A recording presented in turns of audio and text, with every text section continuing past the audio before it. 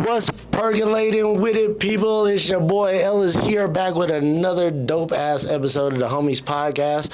Thank everybody that's been tuning in with me, been following the page, been keeping up with the shit. I appreciate y'all so much, because again, your boy trying to quit this bullshit-ass job that I got, so help this become my new job. Hit that goddamn subscribe button one time for your boy. And all the people that haven't, your mama ain't shit. Hit that goddamn subscribe button. Stop playing with me. Stop playing with me. So, this week, man, it's very special. This is very special. This is a moment for me. Because this man is very busy. Very busy. He be all over the place. He just got back from Mexico. He's like, hey, bro, I got the tan straight from Mexico, but I'm going to stop by and come fuck with you.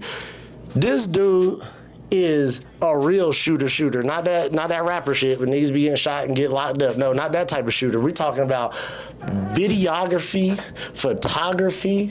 If you want something shot to look dope, you want the new 2024 Hype Williams. Talk about it. We are looking at him right here, ladies and gentlemen. Stop playing with him. Stop fucking around with the man's name. It's the real one. My dude, Alex Chambers. What's cracking with you, man? You already know, man. Thank you, bro. Finally. Bro. Long time coming. I know this has been a long time coming. If y'all don't remember, we're going to have this clip go back. The first viral thing that the Homies Podcast shot, this was what, probably 3-4 years ago. This is probably pre-pandemic. My man came through, didn't have no special lighting, didn't do nothing, came through and shot some shit for your boy, and it was amazing. Again, we're going to cut to, we're going to show y'all that.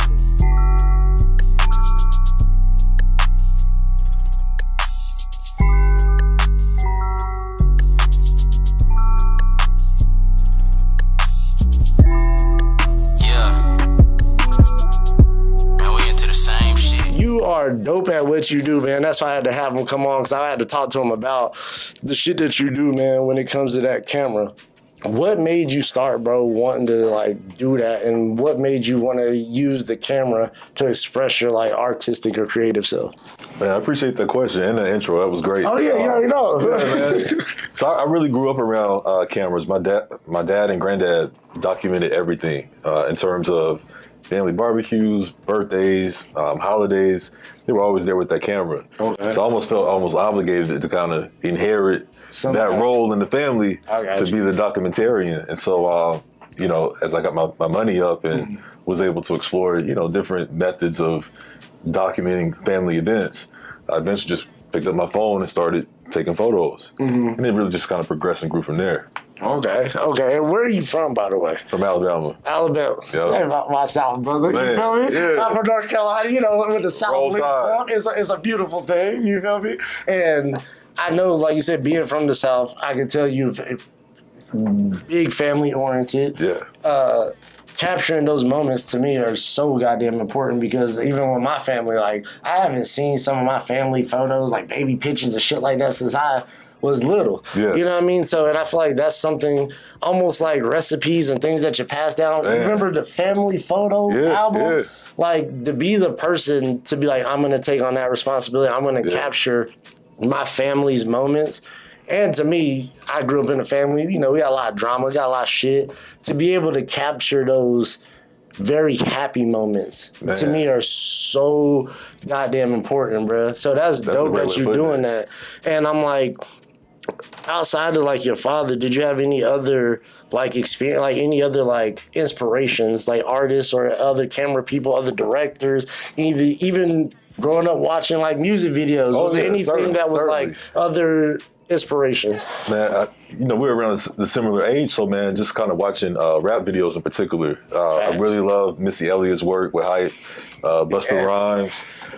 Even some of the Bad Boy stuff. I mean, the way that it was shot so in an epic way. Grand, it looked bigger than life. Yeah. And that always kind of appealed to me, man. I like just the way things look. I'm very aesthetically oriented. And being able to go from a consumer to someone who actually produces images was kind of the gateway. But I've always enjoyed movies.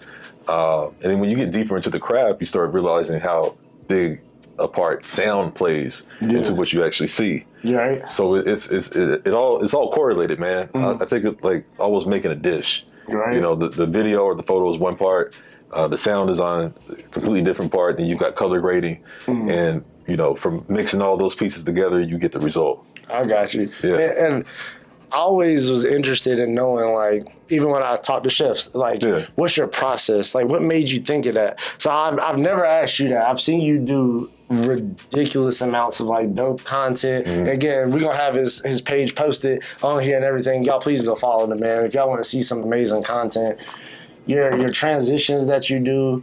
But my main thing that I like is that you're incredible at catching the feel. You feel me? Like the vibe of the moment. Does your music influence, I know you have a deep music influence, does that help with catching the vibe of like certain shit? Because I feel like I'll see you shoot something, and I'm like, how's he going to put that? Then when you put it together and the music that you use to it, I'm like, bruh. Yeah, man. The music is the dance partner to the video. They both coexist and coincide together. So the video should not always match the music, but the music should complement whatever's taking place, what you're seeing through your eyes. So it can get, I don't want to get too metaphysical or deep with it because... Please do. That's the artsy side of the game. Yeah, please do. I want to hear. But I'll listen, I'll create entire playlists before going to an event or shooting something just to kind of get in inspiration mode. It could be a lyric, it could be a tone, a drum pattern. And then now I'm already going into the shoot itself with that music in mind. Gotcha. That way you're not having to try to add flavor to it. Yeah. You've already kind of got a template in your brain. I got you. And then when you have that template and you already got that like measured out, when you're trying to get like a certain feel, is there something that you like particularly like filming? Are there like certain events or certain things that you like filming? Is certain people you like filming? Or is it like, I just like capturing whatever I like capturing at the moment? Or is I filmed everything from Nigerian weddings to, I've been asked to film a live water birth. That's crazy. Quinceañeras. Like, I've when it comes to the event side of things in particular, I filmed everything I've actually kind of lived through. So it makes it easier because I've been to a number of weddings, right? Okay. So I know what a wedding should kind of feel and look like from someone who's perhaps not there. So yeah, I definitely go in with if I know far enough in advance what the actual thing is, you can add that emotion to it because you already kind of know what it's going to be about. I got you. Yeah. And I'm sure working with different clients, people want different things. They want to bring different feels.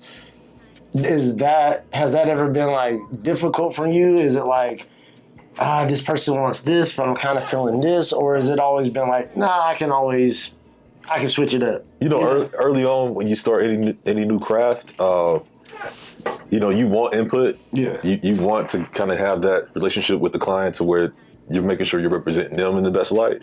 But as you get further along, I find that people come to me for my ability and the way I'm going to put my little spin on it. Facts.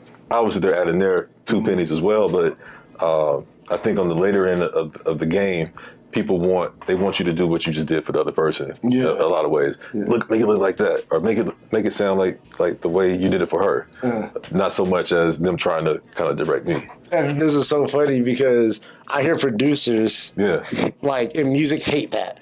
Like sometimes, people like, I want you to give me the same thing. And they're like, I can't create that same. I can try to give you something like it, but that was his own vibe. A moment in time. Yeah. Does that? I wouldn't say annoy you, but does that make you be like, nah, I want to create something new. I want to do something different. Or are you okay with like, I'll give you the same shit? Yeah, I mean, I wrestle with both. Sometimes you want to get into your art bag and do your own kind of spin on things. But, the client's paying you at the end of the day. Yeah. So at the end of the day, you want to make sure that they're satisfied with the end product. So that took some learning to do because I could look at it as an artistic expression on my behalf. Yeah. But if you're paying me X amount of dollars, I've got to deliver on what you want to see. Right. So, the customer's always right. Right. I feel that. And even though when I come to you, I'm like, no, your ass is always right because that's why I'm coming to you. Yeah. I don't know what the fuck I want, but I know you can make it dope. This is the pieces. Hey, man, I know you know how to make it dope. And then is there like any particular people or any type of other artist that you're like, man, I really want to link up with this person. I would love to do a shoot with them. I would love to create more content with them. you know, and it could be people that we know, people you don't know. Oh, yeah. You know what I mean? I'll start with some local people. Okay. So there's a really good photographer, Idar Ekpo. Check her out on Instagram. We can put it up there. Oh, yeah, we're going to find you. We're going to find you. We're going to tag you. She's a really great portrait photographer. She's now dabbling into different art installations throughout the city. I would love to work more with her. Another painter is Antoinette Cawley. I fuck with Antoinette. She actually has one of the pieces that I got in here. I have a J. Cole piece that she drew. She painted for me that I got at one of her art. She's amazing. And she's prolific, too. Her output, her ability to generate and create new pieces, to me, is something I definitely want to that try to James Baldwin shit she had down, that mural that she had down, that was crazy. And she puts on for the city in a way that I really kind of resonate with, because she's always about Arizona, Phoenix, wherever she goes. She's been in Germany and other places. So that's really cool. Chef Devin Cunningham, of course. Chef. I've done a lot of work with Devin. I want to do even more. And trying to think of someone outside of Arizona. I really like the stuff that Kendrick and Dave Free, but the Dave Free and the Little Homies, the way they produce the visuals for King and Kendrick and PG Lane. I would love to just be in a room as they brainstorm and come up with these different concepts and set design and production pieces, because to me, they're really kind of pushing that game, much like Hype did and Dave Myers did back in the day. Yeah. They're really pushing it. And we're going to definitely talk about that shit more later on in the podcast. And I appreciate them as well, because I feel like they're bringing back something that, again, we grew up on, which was a big thing with videos. And I feel like as the 2010s, you know, as the 2000s, it started, I feel like as streaming got bigger, videos became less important. Yeah. And I don't know why, because to me, when you have the visual link up, it resonates even more. Right. Like, I'm pretty sure. I have an idea about that. I think the music industry, as it evolved, the budgets got smaller because it got more accessible. So you and I can produce an album in this room, and it can be out on a streaming service in 2 days. It's true. So that's great for us in terms of access. But when it comes to record companies and shit, or other people, that's probably when it comes to creating a big budget video, you need a budget. Yeah. You need you need the craftspeople who can technically pull it off, but you also need the financial resources to pull it off. Yeah. You know what I'm saying? Yeah, and I remember Busta Rhymes was talking about that with the What's It Gonna Be video with Janet Jackson. $1 million video. Yeah, he was like, it was one of the most expensive videos of the time. He's just like, even that technology that they used from Terminator 2, the liquid, and all that. He was like, that shit was like never done. And he's like, they gave me that motherfucking ticket for what it was gonna be. He was like, Scream with Michael and Janet. Yeah, that was big, video. Big as shit. You know, Victory. You know, with P Diddy, no Diddy. You know what I mean? That is no Diddy. Another $1 million video though. And those videos to me were so big, and they stood out so much. There was so much money in the ecosystem to where you could throw $1 million at a video, right? Because you probably get it back on the singles, radio spins, whatever, however you accumulate for it. But now it's like, the game is definitely different. And is there any? Now, you did say Kendrick and Dave Free. Is there anybody else, like, in the industry, like music or movie-wise, that you would be like, I would love to shoot with that person, or I would love just to shoot a video for that person, or shoot content for that person? I'll keep it on music. Tyler, the Creator. I think he's got some of the dopest visuals, and you can tell he really puts a lot of time and effort into creating those story pieces and giving you an experience. On the movie side, no director really jumps out right now, but I watch stuff like The Bear on FX. The cinematography of that, to me, is really, it's almost like a documentary. Yeah. Because the camera is always moving. It's always motion. It's always stuff in the frame. It's not really clean or aesthetic, but it's real life. Yeah. So I like that kind of look as well. Okay. And when you do shoot stuff, do you like shooting things that are more like candid, or do you like shooting things that are more like, we set it up, we're kind of setting up the vibe, or do you like just catching things more of just in this natural free flow of things? The latter. I love catching stuff as it takes place. Yeah. And I'd rather not be looked at as somebody who is even participating in it. I want to almost be like a fly on the wall. Yeah. Because sometimes the camera can be a little off-putting to people who one, don't want to be recorded, or two, didn't expect to be recorded. Right. So then people start kind of, being different, messing with their shirt and doing all kind of weird shit. And it's like, bro, just be yourself. Yeah, calm down. We're just having a regular conversation. Now you see a camera. Now you want to posture up and do all this extra. Like, I've had that issue even with myself, doing a podcast. Like when I first started doing it, I was like,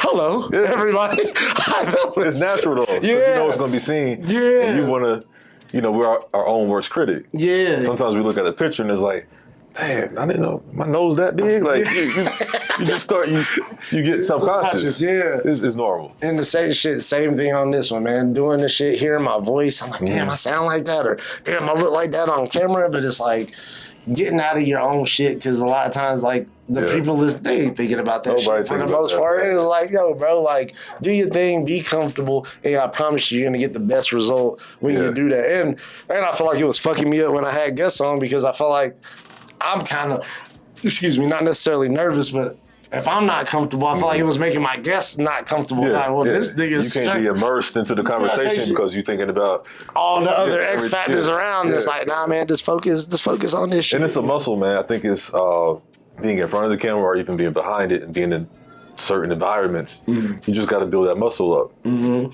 you've obviously done it, so. And I'm trying to do it more, and that's why it's so crazy as I'm getting older, bro. Like, people closer to me are becoming more of inspirations than like celebrities. When I even look at you, when I look at Devin, when I look at, other friends around that I have that are doing shit, my homie LG, shout out homie LG. I feel like y'all two would be dope. Shout out LG. Yeah, homie Lamar, he does his camera shit too, and it's just like, when I see the consistency in the work that y'all are putting in, that makes you be like, damn, like, I feel like how people had to feel when they heard Kobe, like, oh, you up at 4 doing this? Yeah. All right, man, I gotta go put more content. It should be motivating. Yeah, I tell her that all the time. Like, man, we gotta go out and go shoot something. We gotta go shoot more content. Like, I gotta work that muscle. You know what I mean? So it makes it easier for me to do, because when I do take time off and then I try to get back into it, it feels like I'm doing the shit for the first time all over again, and that brings back the nervousness and that anxiety and shit. Do you ever feel like that with picking up like the camera? Do you ever take like times where you're like, I'm just not fucking with the camera for a month, whatever? Oh, I'm in that time right now. So I used to be way more consistent. I take issue with that word sometimes because it implies that if you're taking time off, you're not being consistent. Yeah. You know what I mean? But even in that taking time off, I was just incubating ideas and consuming a lot of other art that would then hopefully influence the stuff that I'm gonna produce. It's almost like an artist. We're so used to artists dropping, every year on a certain schedule that you don't really get a chance to miss them. So I think there's something to creating some mystique about you. Like, man, what is he up to? I ain't heard from him. He ain't posted in 3 weeks. Is he still, bro, you still doing it? Yeah, I'm still doing it, but I'm doing it, at my pace. And then when I do pick it up, y'all are really going to enjoy it because I just didn't rush it out. Exactly. So it's I've never felt burnt out from the amount of work that I was producing. But I did realize for me to go from one level to the next, I want to take a step back and really get back in the gym. You know what I'm saying? Yeah. So you can be consistent in studying as opposed to being consistent in just producing something all the time. I think there is a certain level of study that needs to take place if you do want to take your shit up to the next level. I got you. And that's the off season, right? Yeah, that's real the practice. shit. That's the shit nobody sees. Real shit. Because it's not on no YouTube or program, but you in here looking at lights and sound design and how am I going to do the graphics and everything else that all plays into what we'll eventually see down the road. You always working. He's like, even if I'm not physically doing this thing, my brain is always on work mode. And that's why I try to tell my girl to shout out behind the camera, girl saying, try to tell her, I'm like, sometimes I be needing a break. Like, that's why I feel like vacations even are so important. Like, I tell her, I'm like, it's not to go out, take pictures on Instagram and do all that. It's like, no, man, it's the relaxation, to be able to clear your head, to be able to breathe new air, to be able to be like, I ain't got to get up for work. I ain't got to work. I can leave for at least 2-3 days. I can leave those stresses behind and just really focus on what do I like? What do I want to do? How's the direction of this? You know what I mean? I feel like we're such in a rat race time. We're Americans, man. We're the most. I think it's probably us and the Japanese, man. We work more than anybody. We take less time off than anybody, which is crazy. Right? I feel like that is a detriment. Like I said, and even seeing y'all motivated us to go on a goddamn vacation. I was like, man, I was like, hey man, we gotta get some shit. They out here living their best life, and they shit look luxurious and shit. And they looking over mountains. That shit looked beautiful, bro. That shit looked amazing. Oh, and happy. It was the anniversary, correct? 7th anniversary. Happy anniversary, Appreciate man. Let's see that black. Let's see y'all together. Man. Y'all doing that thing. You know what I mean? You know what I mean? Try to keep it solid. You feel me? That's super dope, man. And do you have any upcoming projects or people even locally that you plan on working with? Because I remember also too you were doing a lot of shoots for like AZ like rep. What do they call AZ? Oh, blanking on the name too. AZ is I think it's like REAP, like AZ Reap or it's like a Reap. Definitely always doing stuff with Reap. I want to actually do some more personal projects. Okay. That are probably going to be focused around family and just some storytelling with my own family. I've got nieces and nephews that are coming of age, and I think it'd be really cool to kind of capture that. That way, when they're my age and older, they can look back during that moment of time and see, man, that was really like a phase, or I went from a young man to a man. Yeah, and actually be able to kind of look back on that. Yeah, that shit's dope. Yeah, that is dope, man. I'm like, and do you have also family out here too, or is it just mostly your family just in Alabama? Do you got like? Man, we're sprinkled all around, man. My brother's in Levine. My sister is in Peoria. Obviously in-laws and brother-in-laws, we're all around the state, but the immediate family's here. Okay. My dad lives in Georgia with his wife. So yeah, man, we out here. Is your wife's family? Where's her family from? Man, so my wife's family is all over the place. So she's a military brat. Same military kid. So they got family in the UK, some family back east. Oh, she got international. She got all over. Yeah. I might say, have you ever felt like going out of the country? Well, you did go out of the country. So you were in Mexico, but going like, over the water, over the Atlantic. Oh yeah, and shit too. As my finances and PTO allow, I'm definitely planning on doing that more and more. Real shit. Yeah. Same here, bro. Like, hey, when I get that PTO kick in, you're a boy there. It's not for a lack of me not wanting to, but you need certain things in place to really travel internationally and do it the way you want to do it. Real shit. I've been learning that too. Me and her trying to take a trip to. There's nothing to get over there. But if you want to, do some shit while you're there, you have to take a little coin with you. Yeah, man. Yeah, man, and that shit is dope, man, that you've been working on your craft, man. And I've even been watching you develop over the years, man, getting better and better. And do you have, we shoot this on the Sony, was this a Sony A, was that 6000? I think it's a Sony A6. That's the Sony Alpha. I can't even, I have to look at it. I can't remember. It's some shit. It was an upgrade. It's just some shit I had to get from before. The shit I was working with before was not cutting it. It's quality. Not an upgrade, yeah. It's quality. What do you work on? What cameras are you working on now? And like, why do you choose those particular cameras, like, for the work that you're doing now? Man, so I'm kind of camera agnostic. I've rented a lot of cameras for some of my different work. Nikons, Canons, Sonys. I borrowed your Sony for a project a couple of months back. But I've primarily shot with the Lumix. I started with the Lumix G7, and now I'm on the Lumix S5 II. Okay. So, yeah.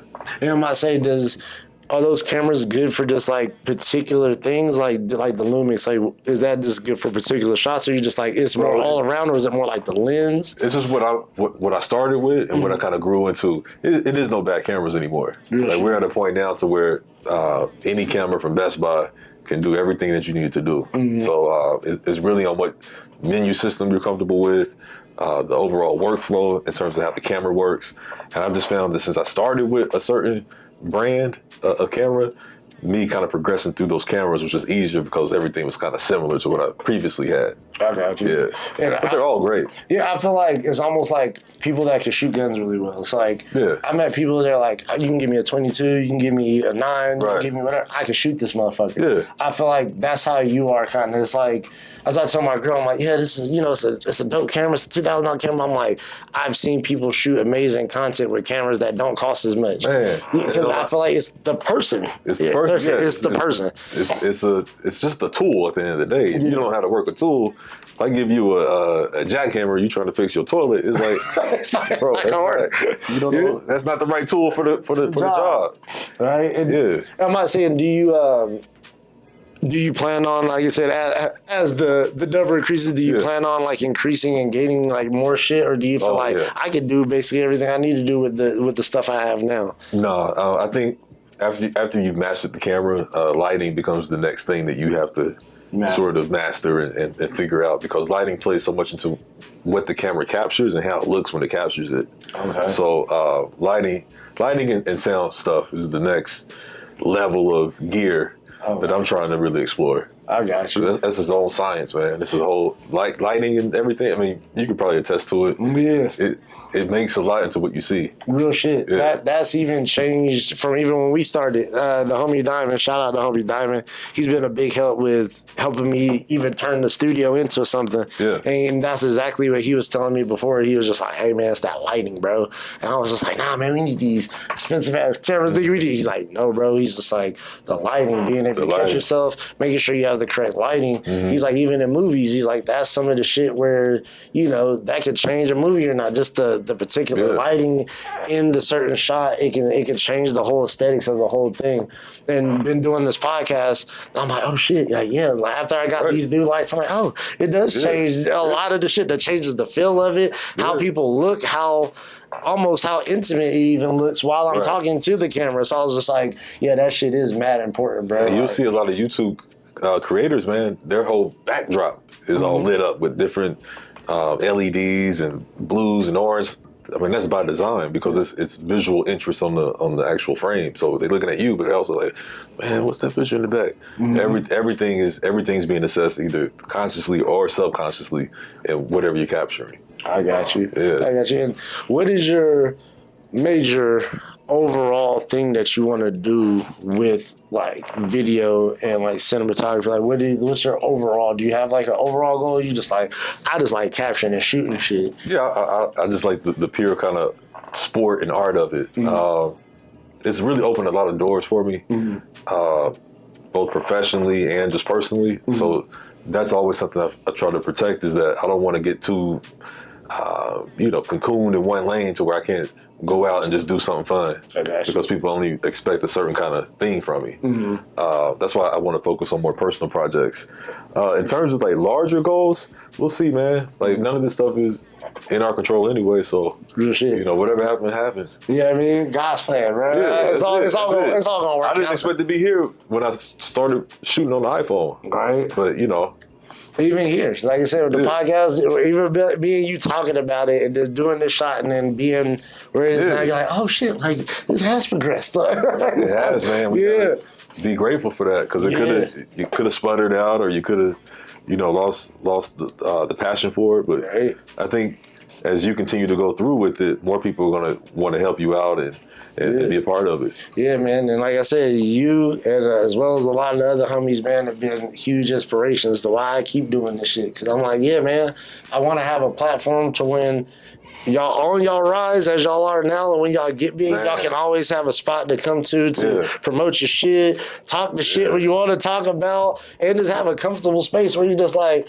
hey man, I just want to go out in the house and come chop it up with the homie and do some shit on camera. Like, yeah, man, I want that to be this spot, bro. So that's cool. Hopefully I keep curating now. I almost wanted to be like a big boy in the neighborhood, but the Phoenix version. Yeah.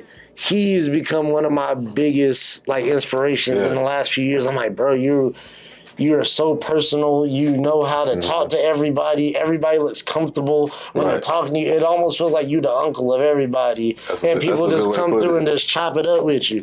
And you can even make people that are kind of crazy normally, like a Kanye, you could even make him feel comfortable and bring him, So I was just like, I really admire watching people like that working their craft and do that shit. Like, and that's important, man, because I'm someone who believes we need guys like yourself and others to be cultural kind of gatekeepers, and to be tastemakers, because there's a lot of just goofiness going on right now, and I think it's important that we have people who are going to either stamp you in a positive way, like, man, if you tapped in with Ellis and chopped up with him, does he see value in what you're doing? Because I think you've got a great eye for spotting talent and kind of, building it up and putting it out there to an even wider audience. So, man, we need more gatekeepers. Like, gatekeeping to me is not a bad thing. Hell no, it's not, because not everything's for everybody. Not everything needs to be just approved of and given carte blanche to do whatever it wants. If we have more gatekeepers, I think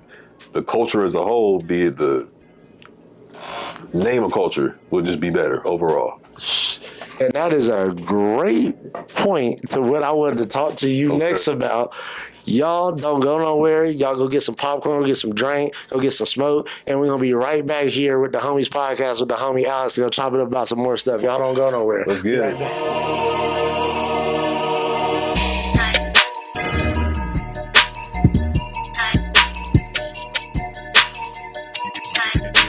And we are back like a crack addict. Hope y'all didn't go nowhere. Hope y'all didn't go too far. Hope you got your shit and you came right back. So I'm here with the homie Alex Chambers, and we talking about some real shit right now.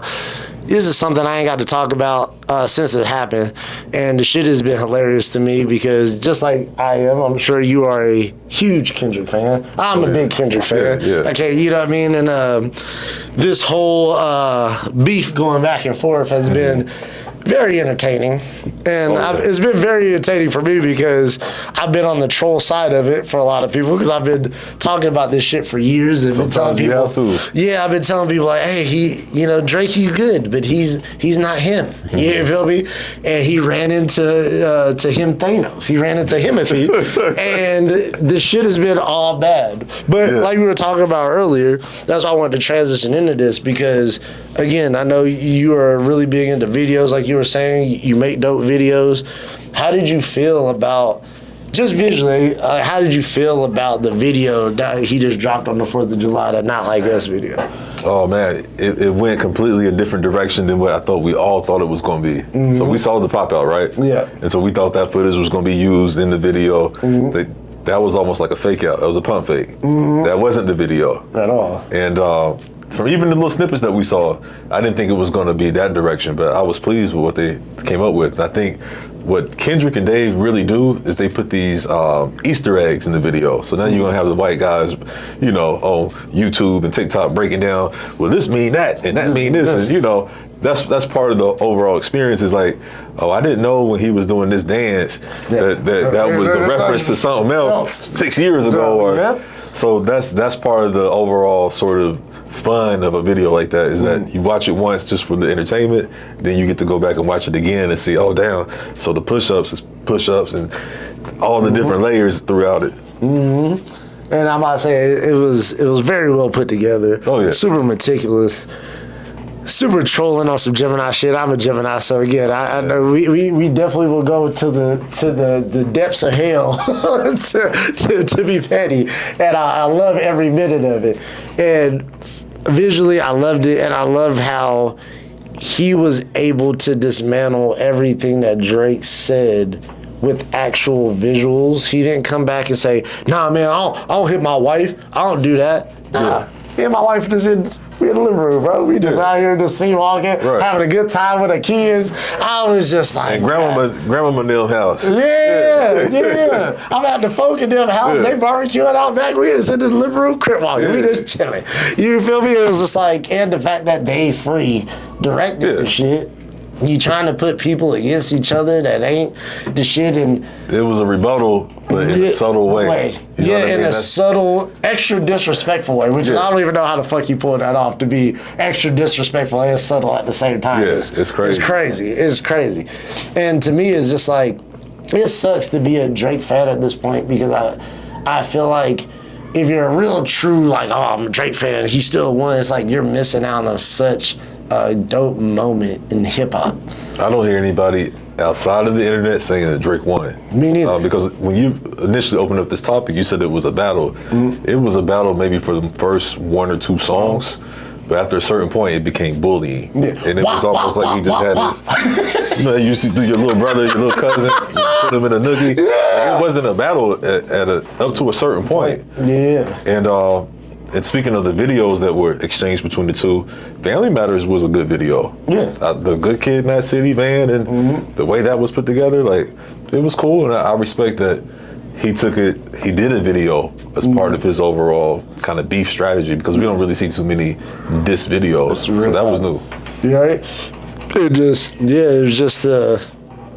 was just to me just a landslide. And and when it comes to y'all Drake fans gotta stop being sensitive, bro. Because again, I was not hearing this shit in 2016 when this man was dragging Meek Mill up and down the goddamn streets, bro. It wasn't let's kumbaya and let's be. It was fuck him back to back, and we're gonna play this shit in the hotels, and we're gonna play this shit at OVO Fest, and I think Drake kind of got gassed from that victory, because that was a win. That's a body under your belt. That's a trophy on the mantle. So then when further engagements came up, he was perhaps thinking that, okay, I already beat a street artist in Meek Mill, and you see how that played out. But Pusha T, that was a clear victory. I mean, Pusha T killed him. Yes. And then Kendrick just killed him and buried him, killed him again, and danced on his grave. So if I was Drake, I would avoid beef. All together, bro. And just kind of, play his lane. Yes, because that's not your shit. Like Kendrick said, nigga, you can't come to America to imitate this violence. Like, yes, nigga, we're with all the shits down here in the US of A, my boy. Yeah. This is not Canada, fam. he had a fork in the road to where he could go the family route and see what door that would open, which I think that's the door that opened to Meet the Grams and the Not Like Us, or he could have kept it Friendly Fade, and we're gonna have a battle of who's wittier, who can come up with the whatever. He tried to get real personal, but to me, he even went personal on some like real hoe shit. It was like, nigga, you beat your girl, you're bringing up his girl, and I'm like, bro, his girl ain't famous. I didn't even really know who she was. But I see why he did that, though. Because Pusha T beat him with T. Yes. Pusha T came out and said, hey, look at this nigga here in blackface. He also got a baby y'all ain't never heard of, and he about to roll him out with an Adidas campaign. Which is crazy. So Pusha T used T, so to speak, to kind of reveal that this good boy from Canada ain't really, the squeaky clean like you think he is. Yeah. And so I think Drake, having learned from that, tried to use T against Kendrick, but it didn't stick, and I don't think it was even true. It wasn't. And I'm like, you're trying to me, man, you try to throw dirt on something, your shit gotta be clean in that area. Baby mama is a porn star, nigga. Like, yeah, it's wild. That's highly wild, and especially for a dude that's in your position. I feel like all men feel that way. There's plenty of porn stars that we've seen that we like, yeah, man, I'll crack her. I've never seen a porn star in my life to be like, I would marry or date her or wife her. Hell nah, nigga. Let me ask you this then. How do you have a competitive back and forth with the Kendrick Lamar? Is that even possible, given his level of skill and artistry and strategy? Does he have any vulnerabilities?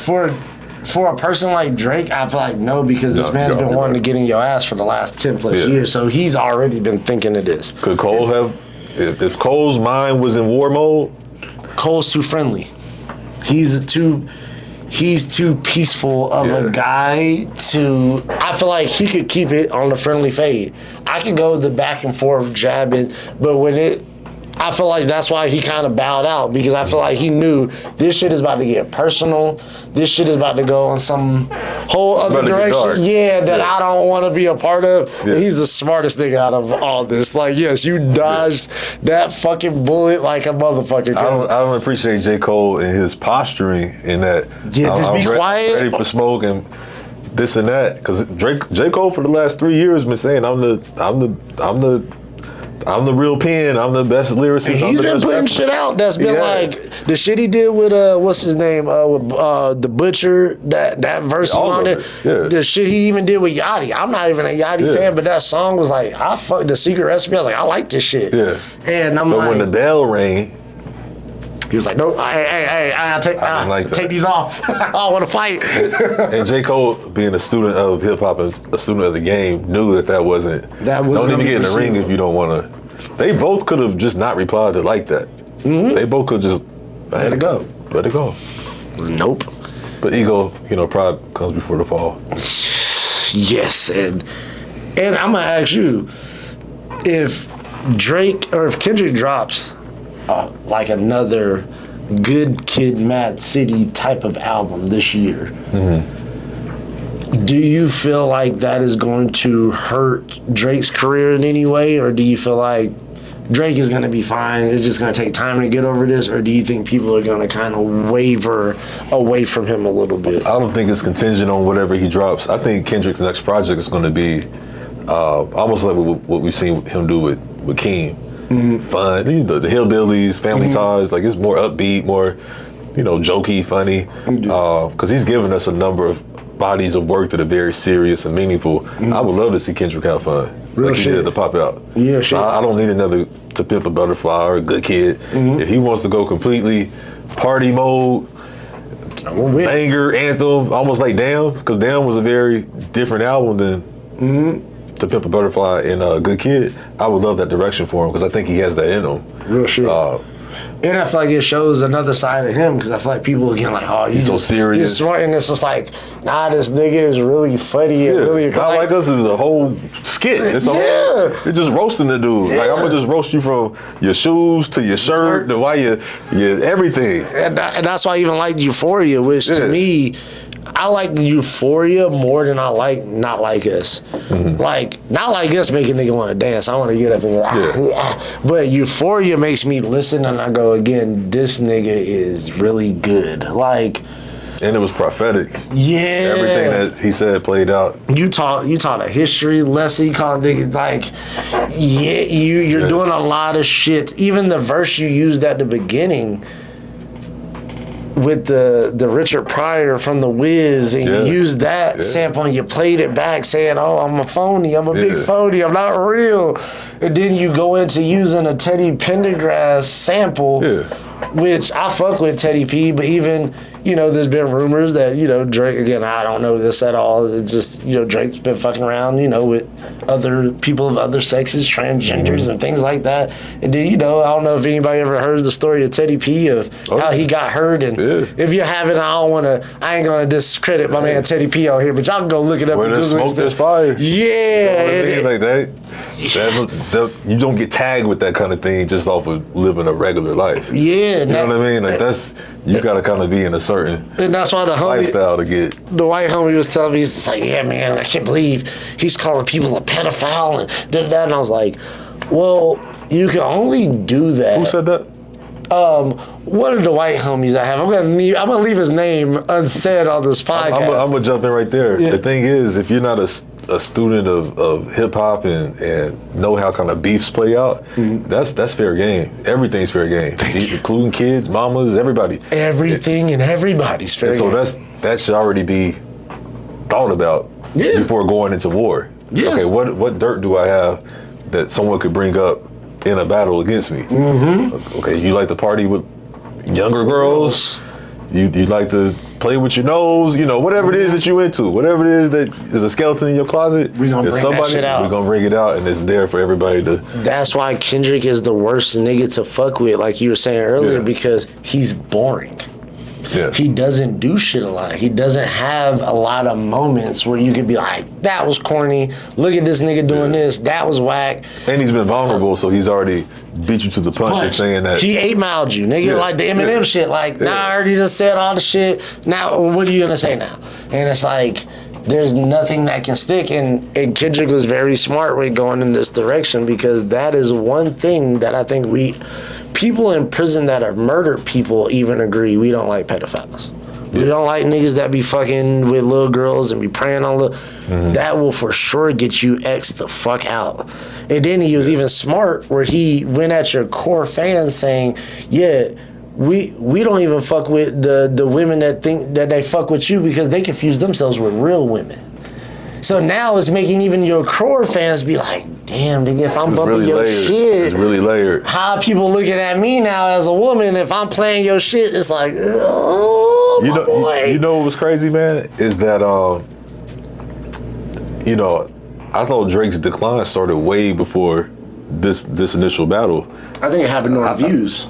Yeah, I mean, it really did. And there's certain eras of an artist's career, but in terms of peak productivity, peak artistry and all that kind of thing, I think it's been 8 years since he's really had that kind of motion, so to speak. So this is just kind of sometimes either the game's gonna get you out the way or you're gonna have to be pushed out the way.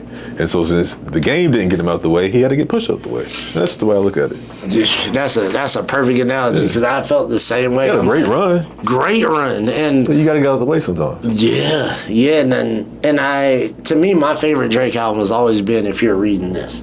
And when I found out it was basically written by another nigga, it was one of those things where it was written like Nas, but it came from Quentin. Ain't that what Pusha said? Yeah. And that to me is crazy because again, Drake's not from here, and that's also a cultural thing that even white people in the game, like an Eminem, understands you gotta pin your own shit. And that to me ain't even a cultural thing, that is a artistry thing. That's why Eminem has a song with Kendrick, but he doesn't have one with Drake.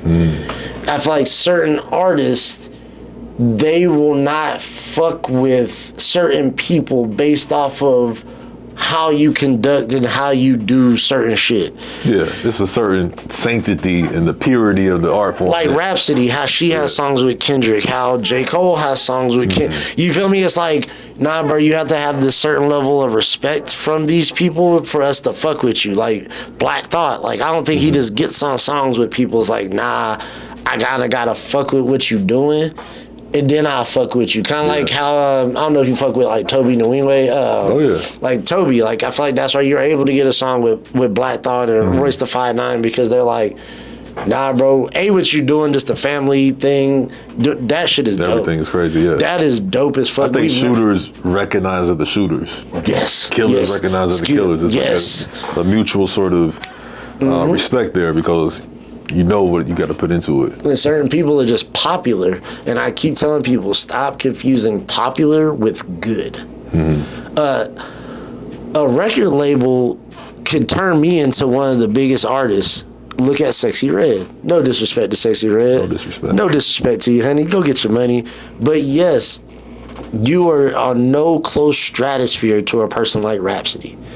Lyrically, musically, in no way, shape, or form musically, to me, you shouldn't even be in the same fucking room. It's two different lanes, though. Yeah, it's two different lanes. It's definitely two different lanes. And it's... One's a steak, the other is like a fast food hamburger. Yes. And you know what I mean? And there's a time and place for both. Man, this man was the perfect goddamn analogy. There's a time and place for both of them. Yes, it is. You can't have steak every day. You can't. You shouldn't eat a hamburger every day either. Yes, you definitely. They both meat, though. Yes. And to me, just like you said, my palate has changed over the years. And just certain things I can digest a little bit more than the other. And that hamburger be fucking me up a lot. Yeah, man. I mean, it should, though. Yeah. It's like I'm not, even when I was younger, I would listen to ratchet shit, but it was almost like even controlled ratchet shit, if that even makes sense. I didn't listen to just outlandish shit. Even when people now, I listen to like a Freddie Gibbs. I fuck with Freddie Gibbs. He talks about a lot of cocaine shit, a lot of drug shit, like James. Yeah, but the artistry is still to me bigger than what you're talking about. The way you put it together, the producers you use to put it in, like he uses Madlib, Alchemist. Like, yeah, bro, it sounds sonically good, so I can still, even though you're talking about shit, I can still listen to it. But some people, I'm like, yeah, this shit don't even sonically, to me, sound good. And I'm like, yeah, my booty hole, bro. I'm just like, what the What the fuck are we talking about? And again, is that any different than what we grew up when? Old girl, my neck, my back, and all that. I mean, it's just a certain. Yeah, it's even then when that came out, I was like, this is wild. But I was just like. But you're 19 at the time. Yeah, even when Foxy Brown has an album called The Il Nana. If y'all motherfuckers are too young and y'all know what that used to be a term for coochie back in the day. If a girl has some good coochie, they say she had that Il Nana. She named her a whole album that. So this has been happening, but even those women, Foxy Brown, they still to me were spitters. I can still listen to it. You know, I wasn't, Little Kim was probably one of the first like female where I'm like, I can't really listen to you like that. Which is crazy that Biggie was writing a lot of them. Yeah. The lyrics was just crazy. That's a pause if that's what's only, I mean, it's crazy. Yeah, Biggie was writing some wild stuff. Yeah, I fuck with Biggie. Biggie had some sus-ass lyrics back in the day. That nigga, you so far off, suck your daddy's dick. What? That's pause. Super wild. Nigga, no Diddy. Nigga, but what the fuck? Diddy, but yeah, no we Diddy. Gotta reevaluate Bad Boy and everything that was going on. Yo, after this court case come out, we definitely gonna have to we let some things just kind of go by that we should have been like, that's a red flag. Yeah, because we were young. We can't help ourselves. We grown ass men now. We looking back and we go like, yeah. Okay. Hey, okay. That was a little weird, my nigga. You probably should have left that one out. Just like with Drake's lyrics. He talking about, if I was so famous, nigga, I would have been caught already if I was doing. Nigga, do you not know who Bill Cosby and P. Diddy and R. Kelly Drake is?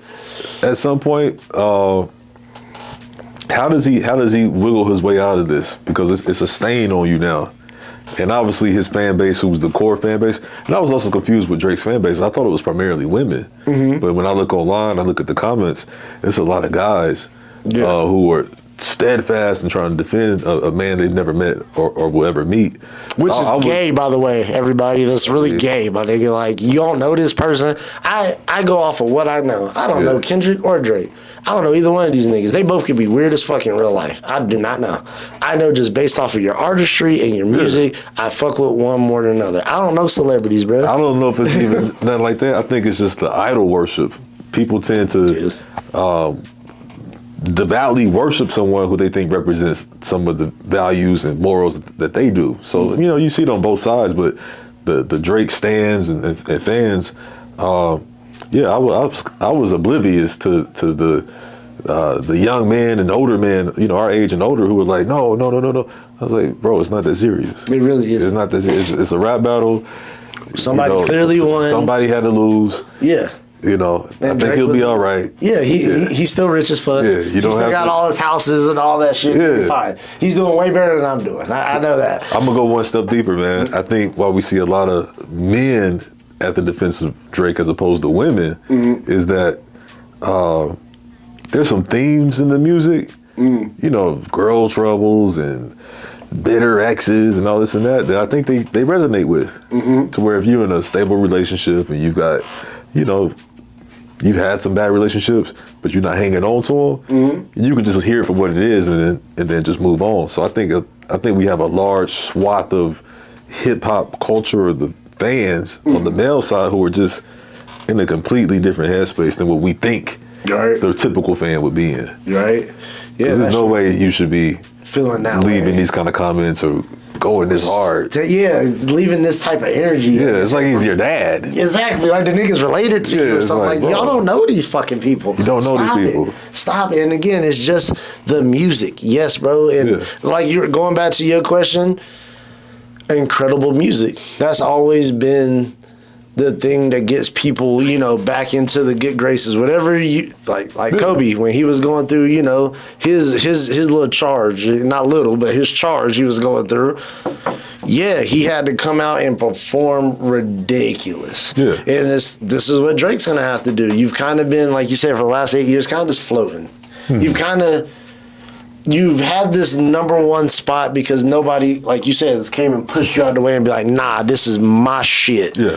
And now somebody has, so now only thing you could do to rectify that is come with some ridiculously good music. Now, I don't know how that's going to sound. I don't know. I don't know the audience that he can try to gear that music towards, because the music should make you feel good. Like Kendrick stuff, you feel good. Even Euphoria in the gym, great workout song. Right. Not Like Us, great dance party song. I don't know if Drake can bottle up being able to make people feel good again. Damn. Because when he was at his peak, you felt a certain kind of way when a Drake song came on. Who's his facts? Damn, that's crazy. Trying to recreate. Yeah, that's a good point, bro.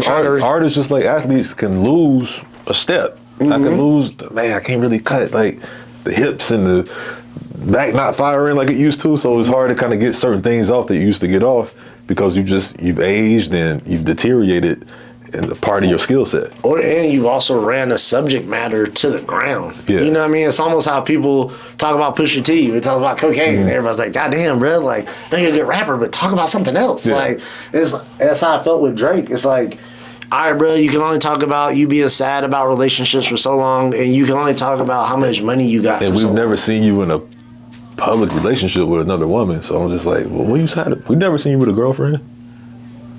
That's a good point. I mean, I'm just putting it out there, but hey, that's a combo for another day. He just opened up some new can of shit. And I was just like, wait, I ain't never really thought about that. Yes, he's trying to. I've heard the songs and I hear the names of these people, but I've never seen you. But yeah. I'll leave that one alone. Yeah, I don't know. and that's why I try to tell people, I understand, like, certain people, just because you have money and you're famous does not make you not a corny ass person. I think Drake is a real corny ass nigga, bro. Yeah. Do you make good music? Absolutely. But are you a corny nigga? And the reason I say that is just the moves and things you make in your personal life. The fact that at any point in your life you thought it was okay to wear blackface, that shit is weird as fuck to me. I can tell you were not raised by black people. Let me come home. I'm from North Carolina, bro. Let me come. This man from Alabama. Let us come home and say, Mom, we in drama, wherever the fuck he was saying that was from, and be like, my school want me to dress up as black. My mom would come down there and beat the shit. They wouldn't even approach somebody like us with something like that. There's some shit like that. You got to be a certain kind of person to where they can even feel comfortable to ask you some shit like that. Yeah, that says a lot. Yes. And I'm like, yeah, man, you in the time where we were developing the culture, we were watching, a 106 in Park, and we doing these things. Team Summit. What were you doing, Drake? You were on a show. You were on a white show doing white things around white folks. Yeah. And it's like, that's no problem with that. There's no issues with that. But later on, do not pretend as if you were around during those moments, or you weren't, bro. And it's okay. I don't mind corny people that come out and say, I'm corny, and this is what I do. I feel like that's why a lot of people didn't even like Childish Gambino when he first came out. Because I feel like black folks like, it's kind of white. Yeah. And I feel like he's taking a total right turn with that with making Atlanta, and even the music he makes is real. I feel like black authentic to himself. He's not trying to come out with tattoos and try to do some shit, but it feels real organic. So we're like, okay, we can fuck with you now. We just didn't. We all know the nerdy black dude. Yeah, you know what I mean. It's like everybody. That's not atypical of the black experience. We have multiple different types of black people. Yes, rich black folks.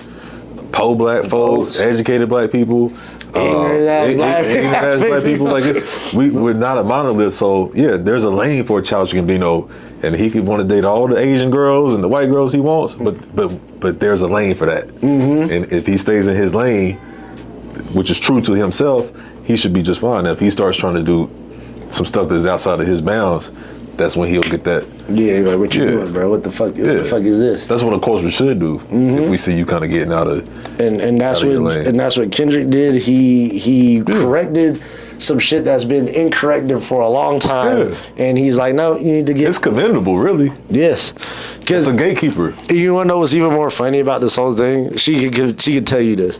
This is probably a month before, before Euphoria came out. Yeah. And I remember me and her was on a walk, and I was just like, babe, I know this is weird, and I can't really explain it because I'm black. This dude, he a black dude, but I was like, I don't like when Drake says nigga. I was like, I don't know why. I was like, I just don't like it. And she's like, why? I was just like, who really grew up with that word. Yeah, I was just like, it doesn't feel. I don't know why. I can't explain it. But I was just like, it didn't. When Kendrick said it on the song, it made me laugh like a motherfucker so hard. Because I'm like, I think a lot of people have probably had that thought, being like, it doesn't feel right. It didn't even when he started his, I forgot, was it Family Matters? Yeah. He's like, nigga, you have your Jewish white mom talking. Telling you not to say it. And then you say it, and it's like. But that's a cultural thing, too. Usually when mama say don't do something. Don't do that shit. You don't do it. She's looking out for your best A black interest. mama will tell you not to do something, and then it's like, all right, well, mama said I can't do it. Let me chill out. Yeah, because she But telling when me you put your mama on the track, I actually putting her in the line of fire because we're dissing each other right now. I'll come at your mama too. Yeah, everything. Your mama, your kids, everything. Everybody can get it, bro. But to put her in the track and to put her saying that and you going against it is like, that's why you're not of the culture, bro. That's just regular people stuff. You don't do that shit. That's regular black people stuff. Like, mama said can't do it. Don't do it. Don't do it. Because if she ain't got your best fucking interest, who do?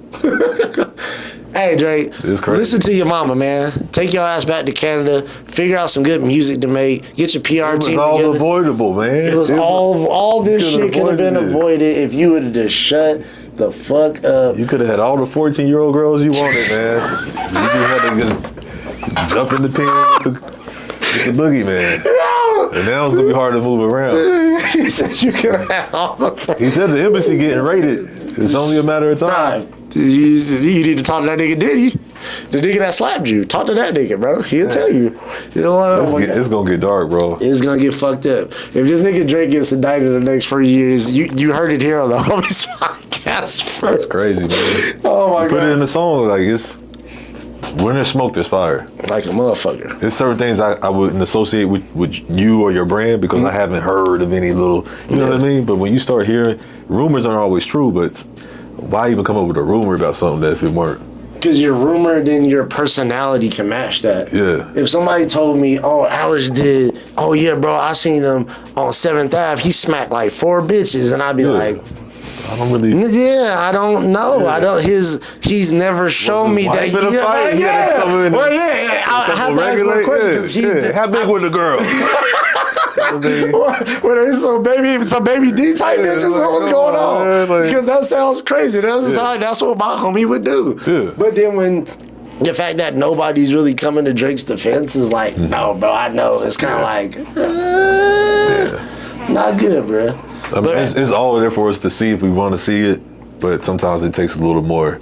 It's going to take a little more to kind of really get him out the lane. Yeah. And we'll see if that happens. Yeah. I think it's already there. If you want to look at what's going on and what's taking place, it's there for us. Yeah. But we kind of want the entertainment and the back and forth of it all, but it's there, man. Yeah. It's fucked in up. front of us.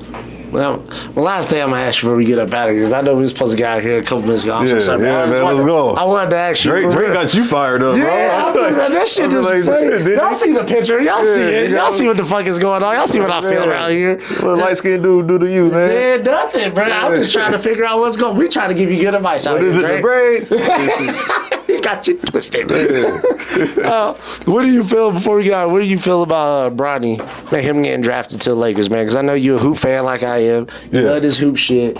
How you feel about that? Everybody talking about the nepotism shit and all this, and he shouldn't have been drafted. I've never heard black people use that word up until this whole thing. Never. I've known what the word has been. I've seen it happen, but now we got a new word to use, nepotism. Yes. I think had Bronny not had that heart condition last year, this probably wouldn't have been something LeBron was pushing for right now. I think LeBron's on his way out.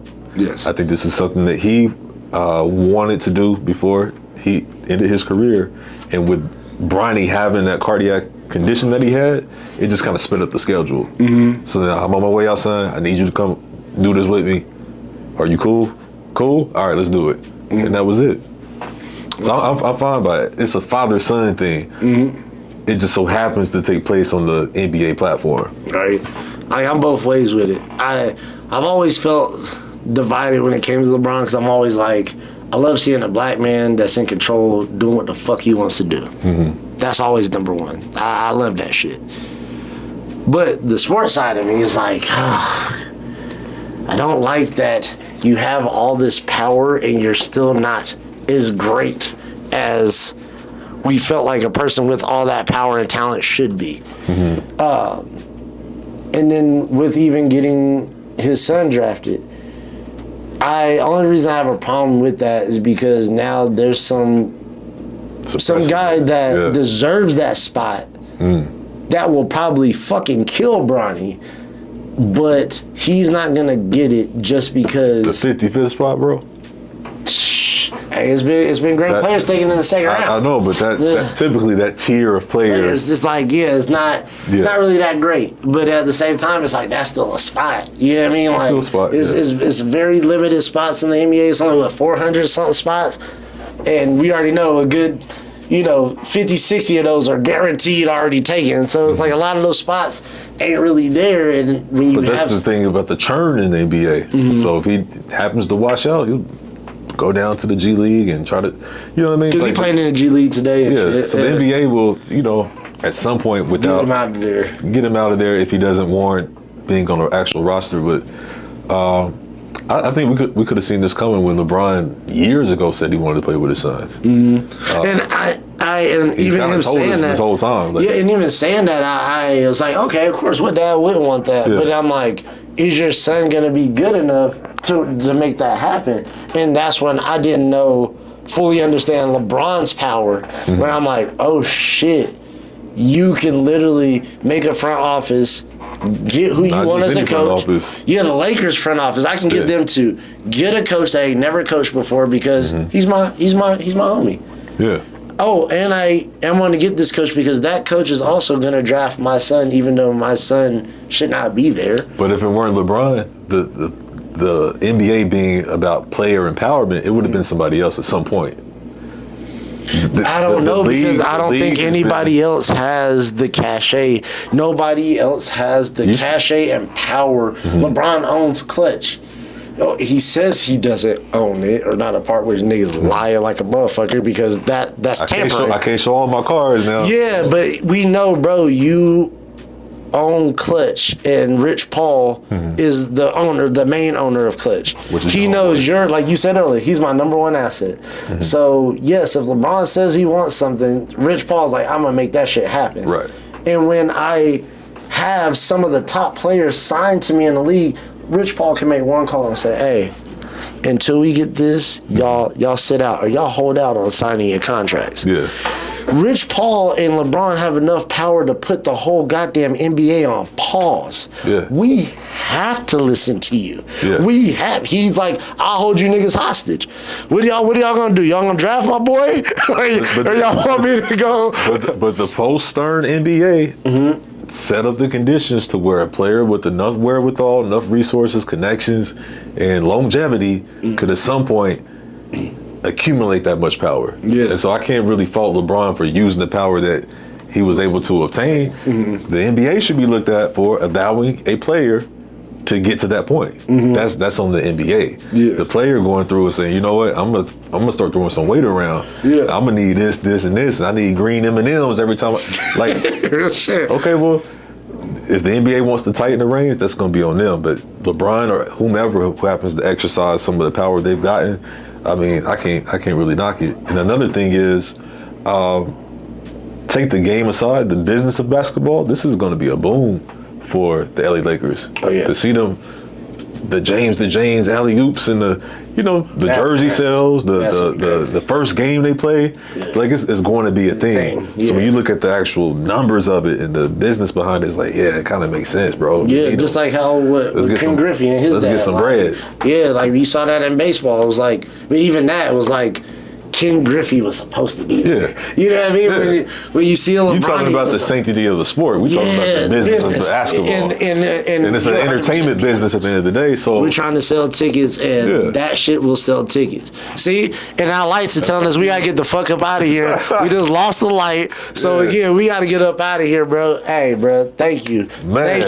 Thank you for coming through, bro. Sir. Thank you for doing this with me. We're going to have you back on again because we got a lot more shit to talk about. We're going to please come back through again. Part two. Thank you for everybody, man. Please go subscribe to the page, man, to the Homies Podcast. Please go follow the homie Alex, man. I'm gonna have his page here too. Go follow him and all the artists that he also mentioned and all the creatives that he mentioned as well as I did. Please go check him out, man. I love y'all, and please holla at me next time in the next episode of the Homies Podcast. We'll check y'all next time. I'll holla.